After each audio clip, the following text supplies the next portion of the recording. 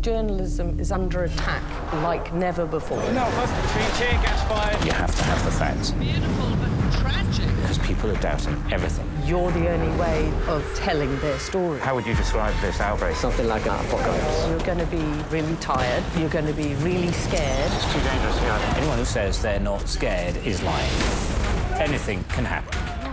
Did you get hit? I sometimes wonder, how have we managed to get out of this? People being killed. We do genuinely believe in what we do. You clearly want to press. To show the truth. Wow, this is absolutely unbelievable. To uncover an injustice. This is the result of ethnic cleansing. I don't think any journalist wants anything more than that.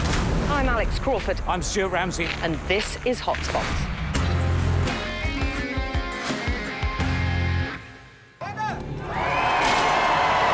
I fancied meeting cowboys. COVID-19 is not going away. We're fighting two wars. War number one is the COVID virus. War number two is stupidity. Coronavirus has killed not one person by itself worldwide. That's a fact. That is not a fact. I'm Bullshit. sorry. I got a newsflash. Part of life is death.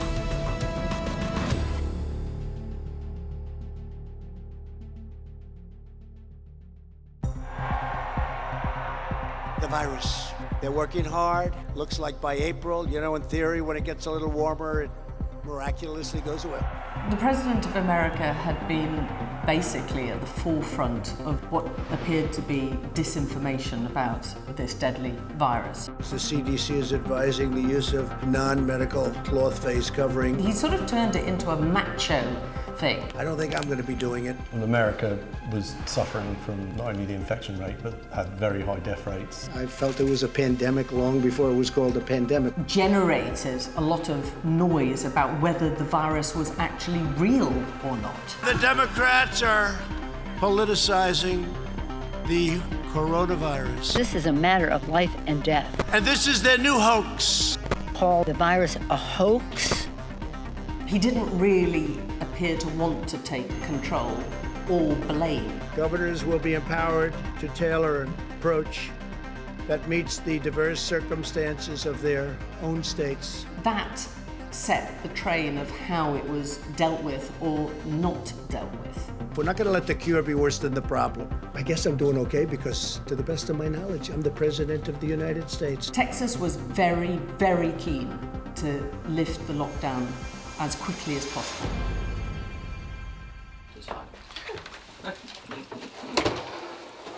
Yep, here we go.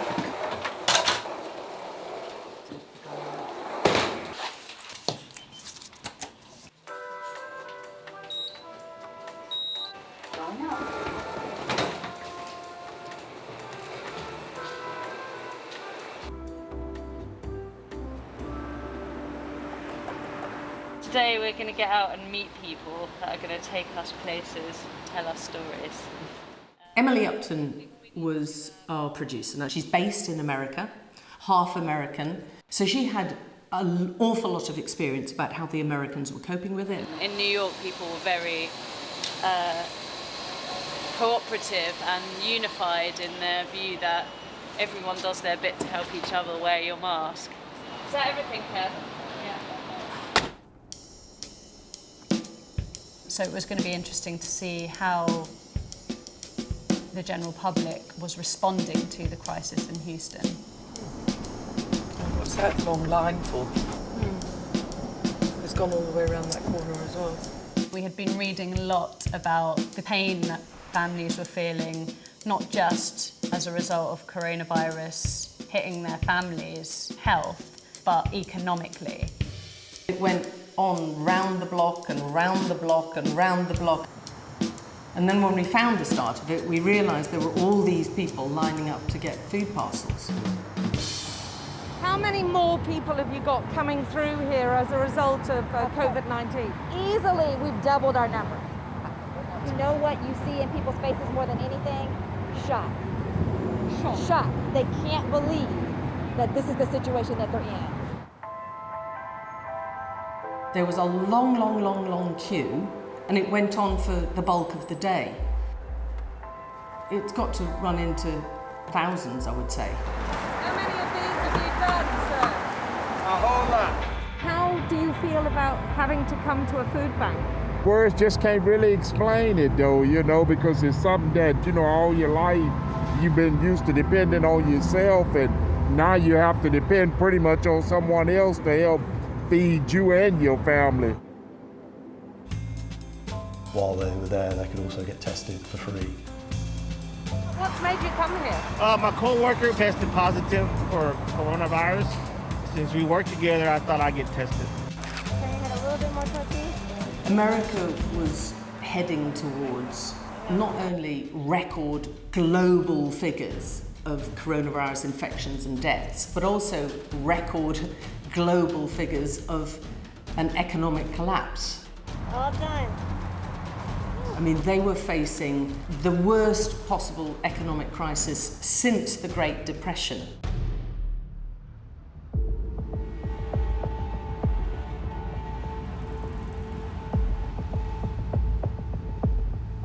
The way people were feeling in Houston, people are speaking their mind and getting out on the streets. The issue of coronavirus and the response to that was also contentious for many. It wasn't too hard to find people who were known as anti-maskers. So we turned up outside Houston City Hall. They told us there's going to be hundreds, I mean maybe thousands of people. Actually, only about a dozen were there. I'm against it because I have a little bit more faith in my body and how it works. The molecules of the virus is so small, it's still penetrating to your mask. I think people need to... I don't think anyone said it is foolproof. They're saying that it cuts it down. You couldn't shift them from that view. There is no criteria to subjugate citizens' constitutional rights under a hoax that we know this coronavirus is. Because why do you think it's a hoax? Well, bottom line, it was a manufactured Chinese virus that was designed to incapacitate our military forces. Someone who's so ideologically driven with one point of view is really hard to dislodge. The words that come out of my mouth come from my head and from my heart and the passion that I have. They don't come out of my ass like all of these politicians. I got a newsflash. Part of life is death, and only the strong survive each and every single day. It's called the circle of life. I know, it doesn't make any sense. Aren't you guys hot? Totally. Come on, 80 degrees. You're reducing your oxygen content. When you pass out, don't ask me for help because I'm not going to help you.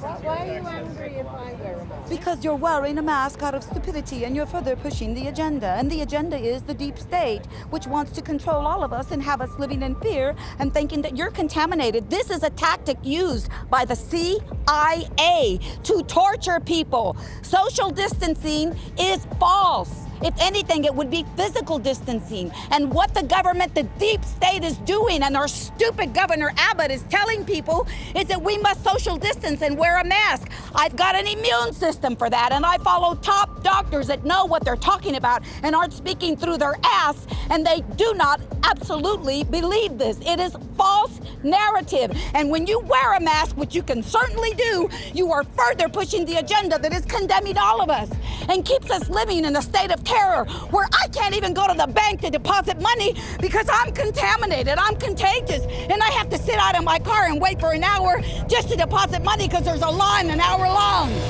That's why. What could you do? I think I just sort of thought I'd better just take it. Alex handled it really well because she let the lady say what she had to say, and she interjected, you know, when she needed to correct facts. But all of a sudden, a rinky-dink fabricated virus comes along and you're gonna plop dead? Are you serious? Are you thinking, ma'am? With all due respect, are you using your critical thinking or just following the mainstream media? Coronavirus has killed not one person by itself worldwide. That's a fact. That is not a fact, sir. Bullshit. Sorry. It is so. You show me one person that's died just from corona. Show me.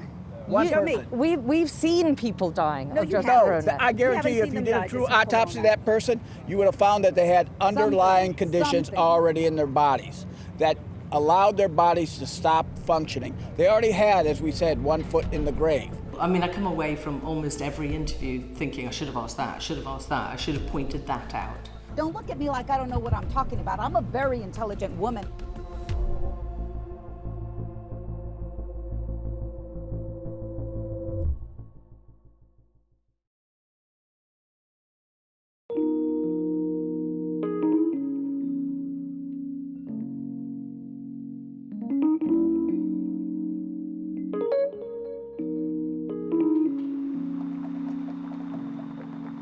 I was conscious of driving in America. Emily did most of the driving, but it's then difficult to map read, and I'm in the front with the camera ready to film stuff occasionally. Alex is a terrible driver. I'll just say this now. Yeah, I kind of wanted to do a lot of the driving. Is all I'll say on that.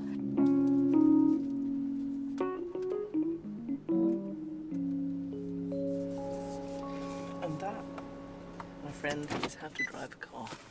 Terribly. I was going to just say, you haven't parked in the ambulance only. Oh no. There's very strict privacy laws in hospitals about people's identities. So getting access to hospitals in America is quite a tough call. Hospitals are run like businesses here, and a business does not want to show the world how it's struggling, generally. The only thing that you will leave is your underwear, please. Okay, they haven't got petite, so I've gone for just extra small. Look at you look like a doctor. The PPE in this hospital was on another level. Thank you. I mean, we had double everything.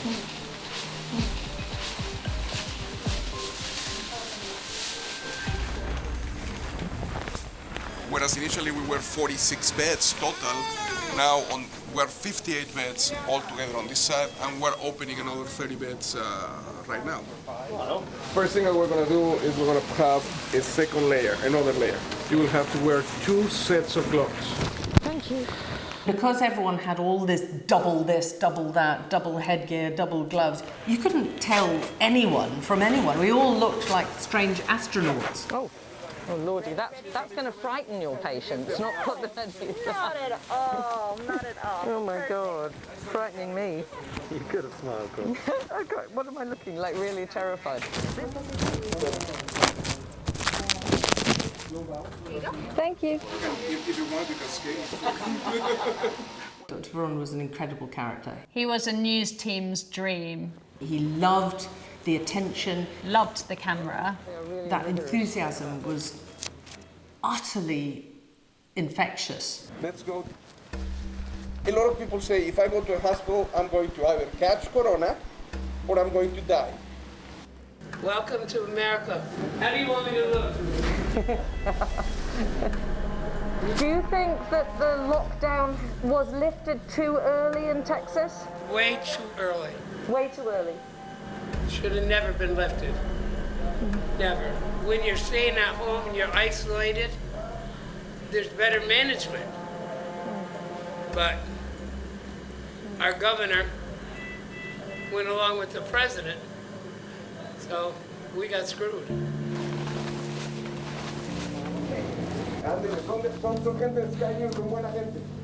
Explain what's happening, doctor.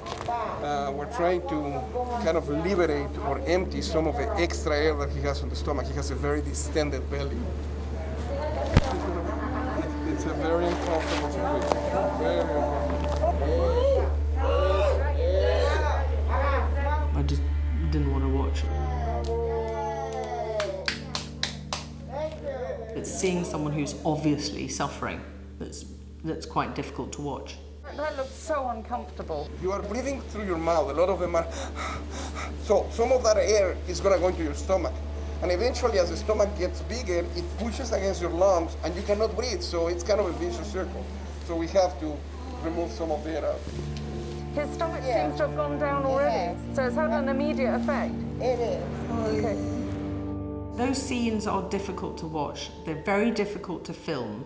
It's always a bit of a argument about whether it should be broadcast or not. I personally think they should be broadcast, because if you think a deadly virus is all cushy and clean and not nasty, then you've got the very wrong impression. He's saying it kills you. Coronavirus kills you. We're fighting two wars. War number one is the COVID virus. War number two is stupidity. Because there are some people out there that just really, I don't know how they're still alive. How worried are you about the 4th of July weekend? Avoid mass gatherings. Don't go to parties. Don't go to the beach. Because I don't have enough beds for you. Let's just put it that way, okay? You will die. I mean, it's simple as that. There is no more Mr. Nice Guy. If you go out this 4th of July to a mass gathering, you have the potential of dying yourself or killing somebody else.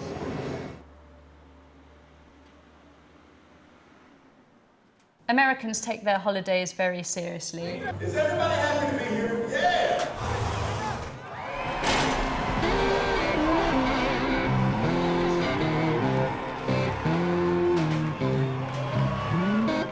Alex won't thank me for saying this, but she was absolutely 100% not going to leave America without filming a rodeo.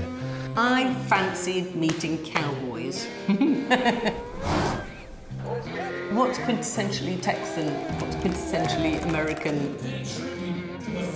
It's interesting that there was a loudspeaker announcement at fairly regular interviews telling people, thank you for wearing your mask today. We ask that you do wear your mask when you have an opportunity to. But you look around and hardly anyone's wearing masks.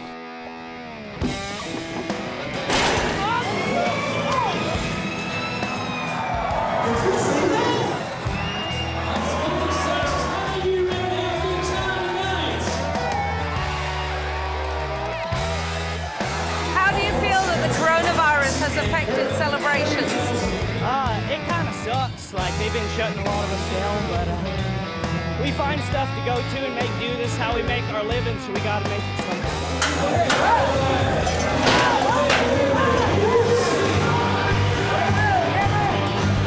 Vox Pop, I think the Latin Voxus Populi. The Vox Pop is hugely important to telling any story. A very unscientific sample of people's opinions.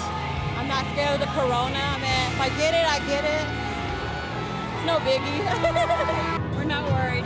I ain't worried about it. The only thing I'm worried about is my bull.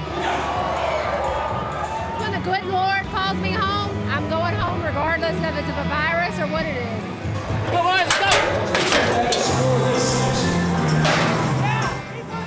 We randomly spoke to people in the rodeo, and they all, unconnected, said very similar things. I think it's a bunch of stuff made up. I don't agree with it at all. I don't always agree with it, but I work outside and I'm in an outside environment here in Texas, so it's hot. It's hard to wear the mask continually. But they weren't going to be told what to do. Because it's against our constitutional rights. They shouldn't be able to dictate what I wear. I pay my taxes, I live free, I want to be free. They really saw it as a battle for liberty somehow. I don't know if everyone there fully appreciate the dangers in hospitals becoming overwhelmed. Sure, it's on the news, but a lot of people choose to ignore that. This is NBC Nightly News with Lester Holt. We are heading into a July 4th holiday weekend like we have never seen before. 37 of the 50 states have case numbers that are rising. We are heading into what the health experts fear could be an especially dangerous weekend for the spread of the coronavirus. COVID-19 is not going away. In fact, it's getting worse. In you come. Hello. Hey, guys. We went back to the hospital because he'd forecast this Armageddon. Patient coming through, so everyone's been told to put on their masks. The hospital was much more full on our second visit. Welcome to the intensive care unit at United Memorial Medical Center, where the local time is 8:39 p.m. And Dr. Veron is still here. They were losing people, and no doctor likes to lose anybody. Are you worried about this? Well, Again, this was foreseeable. I'm upset. I'm truly upset that we're having to go through this. And I'm killing myself for something that I believe to some extent was preventable. These doctors and nurses have been going for days on end, hours on end, with no real sleep, and they were still stepping up to the plate, exhausted, but doing their jobs and really trying to help people. What would you say to people who don't believe that it's as serious as it is? I would say to them, as an example, sitting here in this bed, have gone through it, that it is serious. It's not a hoax. It's like a green slime floating in the air, and it could drop on anyone at any time. How many did you lose this week? About 5. Wow, that must be quite upsetting. Yeah. I think it's quite emotional working here. It takes quite a toll on these guys who are so young. Is this like a diary? Yeah. Even here. Why did you write it on your tunic? Because we cannot take paper out, so I'm very happy with this. Because you can actually see him getting better. Oh. Yeah. That must make you feel good. It actually gives me more energy to keep on doing what I'm doing. It's, like I told you, it's what we're good at. And it justifies our existence in this world, which is nice. It's really nice. I mean, it makes you feel so good. Oh, boy. Coronavirus is placing restrictions on everything, and it's difficult to cope with that, and the working environment's just made so much harder as a result. What really sticks on my mind about that trip is the lady shouting at us in the street about wearing masks. With all due respect, are you using your critical thinking or just following the mainstream media? I genuinely found listening to the anti-maskers completely revelatory, because I'd never met anyone who really, completely, utterly believed that the whole thing was a hoax. It's kind of funny, but it's also quite shocking, because you just don't expect that kind of animosity when you're doing something to protect other people. Anything that happens in America will have an impact everywhere else in the world. How they deal with the pandemic, their approach to a global deadly disease, drips down through their own country, but then spills over to the borders to everywhere else.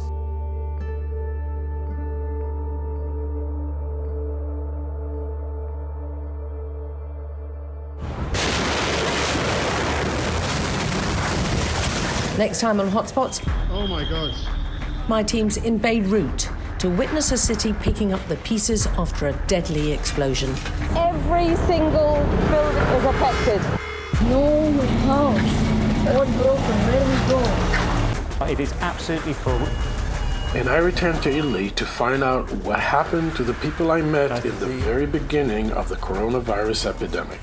The worst place with the worst outbreak is actually recovering so much better.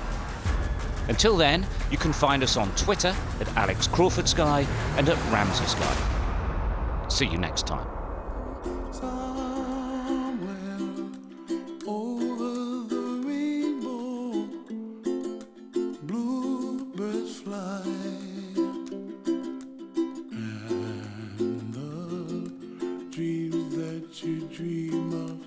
Dreams really do come true.